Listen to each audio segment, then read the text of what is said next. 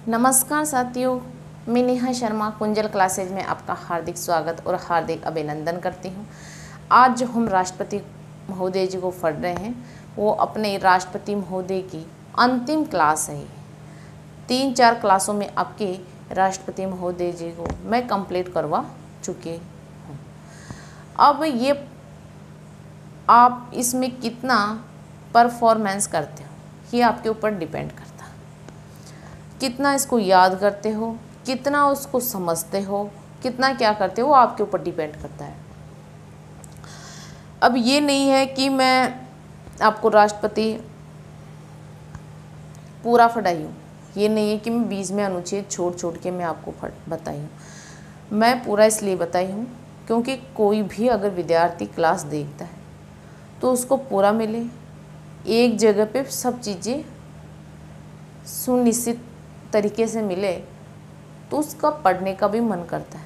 अगर मैं एक क्लास दूँ या 2 क्लास दूँ, बाकी क्लासें नहीं दूँ, तो फिर अभ्यर्थी पे क्या प्रभाव पड़ेगा ये आप लोग अच्छे से जानते हैं। तो हम बिना किसी देर करते हुए आज राष्ट्रपति जी की न्यायिक शक्तियाँ, सैनिक शक्तियाँ और आपातकालीन शक्तियाँ, इनकी चर्चा इस क्लास में करेंगे। तो हम सबसे पहले न्यायिक शक्तियों की चर्चा करेंगे इस क्लास में। न्यायिक शक्तियाँ यानी न्याय दिलाने का कार्य, उनको न्यायिक शक्तियाँ कहते हैं। अनुच्छेद 32। अभी आपसे कोई क्वेश्चंस पूछ ले कि राष्ट्रपति का कौन सा अनुच्छेद है जो किसी व्यक्ति को मृत्युदंड से बचा सकता है, तो आपको अनुच्छेद तो याद होने चाहिए, क्योंकि आपको वैसे याद नहीं होंगे अनुच्छेद।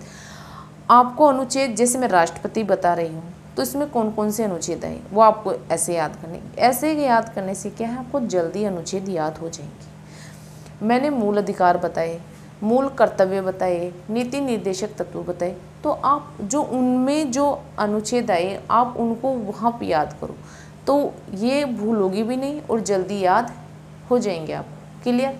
अब हम स्लाइड की ओर आ जाते हैं। अनुच्छेद 32, इसमें क्या है, राष्ट्रपति किसी भी प्रकार के मृत्युदंड को क्षमा कर सकता है। अगर कोई व्यक्ति है और उसने घोर अपराध कर दिया और उसको मृत्युदंड की सजा दी गई है तो राष्ट्रपति चाहे तो उस मृत्युदंड को क्षमा कर सकता है, बाकी और कोई नहीं कर सकते। क्लियर। ये अनुच्छेद 32 में लिखा गया। राष्ट्रपति सैनिक न्यायालय द्वारा दी गई सजा को क्षमा कर सकता। अगर सैनिक न्यायालय किसी व्यक्ति को सजा देता है तो उस सजा को भी आपके राष्ट्रपति जी क्षमा कर सकते हैं, बाकी और कोई व्यक्ति क्षमा नहीं कर सकता। तो ये दोनों बातें आपके अनुच्छेद 72 में लिखी गई है। क्लियर। फिर आपकी सैनिक शक्तियाँ, देखो आपको क्लियर करने से ही कोई मतलब नहीं है, साथ साथ में आपको याद भी होनी चाहिए। पढ़ने से और पढ़ाने से कोई मतलब नहीं है। मज़ा तो तब आता है जब अभ्यर्थियों को ये चीज़ें समझ में आती है और अच्छे से याद हो जाती है, तब आता है असली मज़ा पढ़ने का। फिर है सैनिक शक्तियाँ। सैनिक आपकी जो सेना है, 3 सेना है, जल सेना, वायुसेना, थल सेना। तो राष्ट्रपति तीनों सेनाओं का सर्वोच्च कमांडर यानी सेनापति होता है, जो तीनों सेनाएं हैं, जल सेना, थल सेना और वायुसेना। तीनों सेनाओं के सेनापतियों की नियुक्ति भी राष्ट्रपति जी करते हैं। राष्ट्रपति शांतिकाल और युद्धकाल की घोषणा भी, अगर किसी देश से युद्ध करना है तो राष्ट्रपति जी ये बात लिखित में सलाह देते हैं। शांति काल चाहिए या युद्ध काल चाहिए, इसकी सलाह राष्ट्रपति जी देते हैं। क्लियर। अब है राष्ट्रपति जी की आपातकालीन शक्तियाँ। आपके आपातकालीन शक्तियाँ अनुच्छेद 352 से 360 तक, इसमें इनका उल्लेख है। 352 से 360 अब देखो मैं यहाँ पे इसका एक बैकग्राउंड बता रही हूँ, अगली स्लाइड में इसकी जो डिटेल है ना वो पूरी बताएंगे कि आपातकालीन क्यों लगता है, कौन लगाते हैं, कब लगता है, इसकी प्रक्रिया क्या रहती है और क्या प्रभाव पड़ता है। इन सब की चर्चा हम अगली स्लाइड में करेंगे। ये तो मैं आपको एक बेस बता रही हूँ। क्लियर? तो अनुच्छेद 352 इसमें है आपका राष्ट्रीय आपात का उल्लेख। अनुच्छेद 353 में से राष्ट्रीय आपात से संबंधित विधायी और कार्यपालक शक्तियों की बात कही गई। अनुच्छेद 354 में वित्त की बात कही गई है। अनुच्छेद 355 में राज्यों की सुरक्षा की बात कही गई। अनुच्छेद 356 इसमें राज्य आपात की बात कही गई है। 357 में राज्य आपात के प्रभावों की बात कही गई है। और अनुच्छेद 358 में अनुच्छेद 19 जो मूल अधिकार है, कौन सा है, स्वतंत्रता का मूल अधिकार, उसकी बात कही गई है। 359 में अनुच्छेद 19 के अलावा शेष जो अधिकार है, 19 जो मूल अधिकार है, इसके अलावा जो शेष मूल अधिकार है उनकी चर्चा।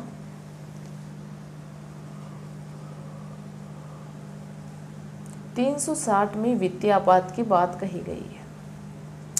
फिर अनुच्छेद 143 इसमें परामर्श ने राष्ट्रपति सर्वोच्च न्यायालय के मुख्य न्यायाधीश से विधि के यानी कानून के प्रश्न पर परामर्श ले सकता है। अनुच्छेद 143 में ये बात लिखी हुई है। अब ये स्लाइड आपको समझ में आई है या नहीं आई है, तो आप मुझे कमेंट करके बताना इसमें आपकी क्या प्रतिक्रिया रही है।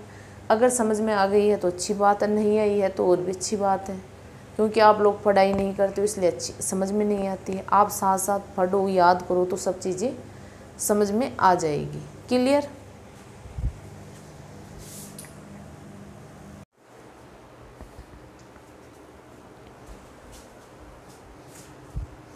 नमस्कार साथियों, मैं नेहा शर्मा कुंजल क्लासेज में आपका एक बार फिर से हार्दिक स्वागत और हार्दिक अभिनंदन करती हूँ।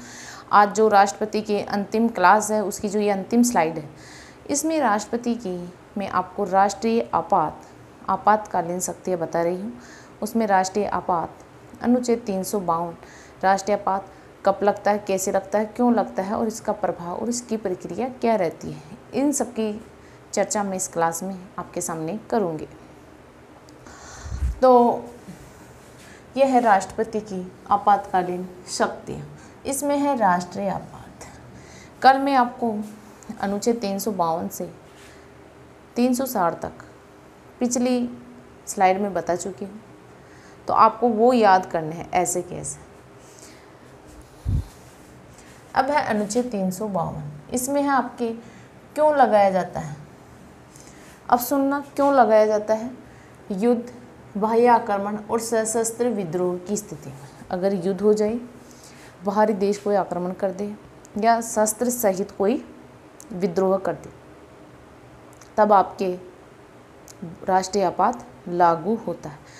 पहले आपका ये सशस्त्र विद्रोह यह शब्द नहीं था, इसकी जगह आंतरिक अशांति शब्द था। आंतरिक अशांति ये शब्द था, लेकिन 44वें संविधान संशोधन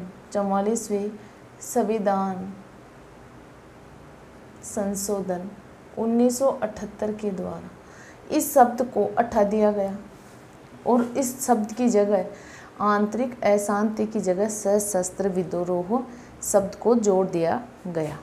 क्लियर? अब कौन लगाता है, लगाता कौन है, तो आपके मंत्रिमंडल की लिखित सलाह पर राष्ट्रपति लगाते हैं और 1 माह तक लगाते हैं। ठीक है, अगर राष्ट्रपति जी मंत्रिमंडल लिखित में सलाह दे देते हैं कि राष्ट्रीय आपात की ज़रूरत है, तो राष्ट्रपति जी लगाते हैं और वो 1 माह के लिए लगाते हैं। क्लियर? अब इसकी प्रक्रिया क्या रहती है, देखो, संसद की स्वीकृति मिल जाती है तो 6 माह तक ये लागू रह सकता है, 6 माह तक। और अगर मान लो किसी दूसरे देश के साथ युद्ध हो रहा हो तो अधिकतम अवधि के लिए भी इसको बढ़ा सकते हैं, लेकिन अधिकतम अवधि अनिश्चित होती है, ये फिक्स नहीं है भाई 1 साल 2 साल 3 साल ऐसे फिक्स नहीं है। जब तक युद्ध होता रहेगा तब तक आपातकाल रहेगा, इसलिए अनिश्चित है। क्लियर। अब देखो इसका प्रभाव क्या पड़ता है, राज्यों के ऊपर क्या प्रभाव पड़ता है। प्रभाव, राज्य केंद्र के निर्देशन में कार्य करते हैं। अगर राष्ट्र में आपात लग जाता है तो राज्य है ना केंद्र के निर्देशन में कार्य करते हैं, राज्य की खुद की गवर्नमेंट कार्य नहीं करती है। लोकसभा के कार्यकाल में 1 वर्ष की वृद्धि की जाती है। कैसे, अब देखो जैसे लोकसभा के चुनाव होने हैं, जैसे अभी आपातकाल, मानो मैं एक उदाहरण दे रही हूँ आपको कि 2025 में लोकसभा के चुनाव होने हैं 5 साल कंप्लीट हो जाएंगे 2025 में। क्लियर, समझना इस चीज़ को गौर से। लेकिन आपातकाल लग गया तो फिर 1 साल तक चुनाव नहीं होंगे। ऐसे 1 साल तक की वृद्धि उनके कार्यकाल में की जा सकती। संसद राज्य सूची के विषय पर कानून बना सकती है। क्लियर। वैसे तो राज्य सूची के विषय पर कानून राज्य सरकार बनाती है, लेकिन ऐसी कंडीशन में संसद बना सकती है अगर आपातकाल लग जाए तो। राज्यों की राजस्व वितरण को राष्ट्रपति परिवर्तन कर सकता है। केंद्र युद्ध व भय आक्रमण से राज्यों की सुरक्षा करता है। अनुच्छेद 19 स्वतः निलंबित हो जाता है, यानी समाप्त, निलंबित होता है, समाप्त नहीं होता है। यानी जो अनुच्छेद 19 में स्वतंत्रता दी हुई है वो निलंबित हो जाती है जब तक आपात रहता है तब तक। अनुच्छेद 20 और 21 कभी किसी भी परिस्थिति में समाप्त नहीं होते। 20 और 21 कभी भी, चाहे आपातकाल हो चाहे नहीं हो, कभी भी समाप्त नहीं होते। 19, 20 और 21 मूल अधिकारों के अलावा चाहे तो राष्ट्रपति उनके न्यायालय में परिवर्तन कराने के अधिकारों को निलंबित कर सकता है। जो शेष मूल अधिकार बचे हैं 19, 20 और 21 के अलावा, ये 20 है यहाँ पे, 19, 20 और 21 इन मूल अधिकारों के अलावा शेष जो अधिकार हैं उनको न्यायालय में परिवर्तन कराने के अधिकार को निलंबित कर सकता है अगर राष्ट्रपति महोदय जी चाहे तो। क्लियर। यहाँ तक ये चीज़ें आपको अच्छे से समझ में आ गई होगी। फिर आपका अब तक 3 आपात लगे हैं, है ना। 1962 से 1966 में भारत चीन युद्ध हुआ था। 1971 से 1977 में भारत पाक युद्ध हुआ था। और 1975 से 1977 तक आंतरिक अशांति के आधार पर ये लगा था। लेकिन अब मैं आपसे एक क्वेश्चन पूछती हूँ, क्या एक साथ 2 आपात लगाए जा सकते हैं क्या, है ना। तो लगाए जा सकते हैं, ठीक है। अब देखो यहाँ पे 71 से 77 तक तो भारत पाक युद्ध के कारण आपातकाल लगा हुआ था, लेकिन आंतरिक अशांति के कारण 75 से 77 तक दूसरा आपात भी इसी वक्त लग गया था। तो एक साथ 2 आपात आए या नहीं आए। क्लियर। अब आपके राष्ट्रपति महोदय जी पूरे हो गए हैं, मतलब कि जितने भी फैक्ट थे, इम्पोर्टेंट तथ्य थे, वो मैं आपको बता चुकी हूँ। अब नहीं आपके